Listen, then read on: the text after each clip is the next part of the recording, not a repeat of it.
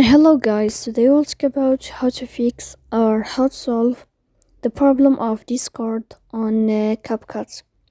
To know how to fix or how to solve Discord on CapCut, you should just go to settings. Here we'll enter to apps, default apps, app settings. Here in this list you'll enter to CapCut and you can click.